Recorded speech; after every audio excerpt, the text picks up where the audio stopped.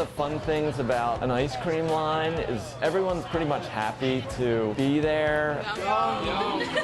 What we were trying to do at the Franklin Fountain was recreate old-fashioned Main Street America. All right, chocolate on a cake cone. It's mango ice, and they got it in a cone bowl. Our honeycomb ice cream actually uses real honey. Whenever they come to Philadelphia, they have to come to Franklin Fountain. That's right. Fantastic Franklin Fountain flavors in Philadelphia. Yay! Everyone is at the same place. Everyone has to wait. And we've got our homemade whipped cream and a cherry, and of course, can't forget the banana on a banana split. It's worth the wait.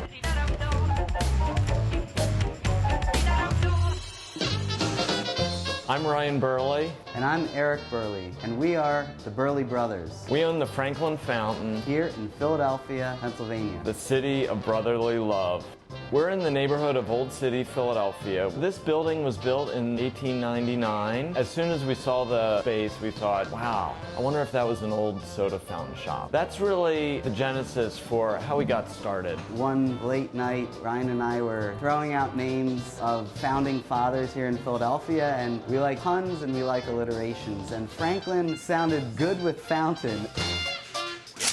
Our concept was to really create a world. When the customer steps in, they're stepping back in time. I like the whole vintage vibe, especially because it is Philly, so it is the first city or whatever, so it's very historical and cool.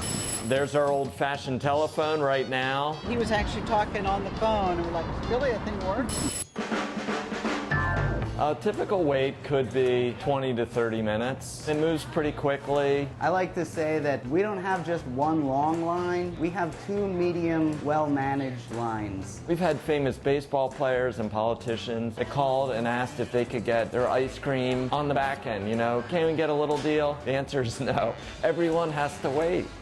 Being called the Franklin Fountain, one would expect a soda fountain. So there are certainly handmade sodas. I don't think people even know what soda tasted like in 1910. We make at least 6 or 8 from fresh fruit syrup flavors. Many of our recipes come from vintage soda manuals from 1900 to 1930. I'm gonna make an orange phosphate, which was a classic soda fountain drink. Any soda fountain worth its salt would have made an orange phosphate. That's phosphoric acid, which makes the phosphate a little tart and fizzy, and this is our fresh pressed orange syrup.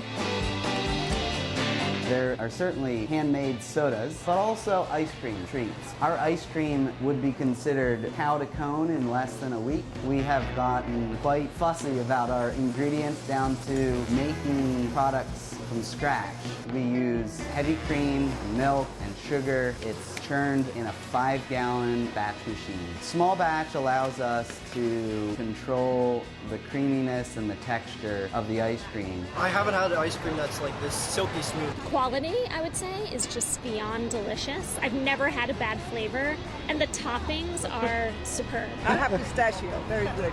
But I'm used to it being green, and they said we don't use dyes here. If you're looking for just a simple cone, I would highly recommend a homemade waffle cone. These are made with local Pennsylvania maple syrup. You can smell them cooking. Our top cone maker peaks out at around 400 a day. They made different types of cones, like they even made bowls, like I have. The most famous sundae is the Mount Vesuvius, which is chocolate or vanilla mounded up like Vesuvius herself with chunks of dark chocolate brownies cascading down the side, our homemade hot fudge drizzled over along with malt powder that simulates the ash.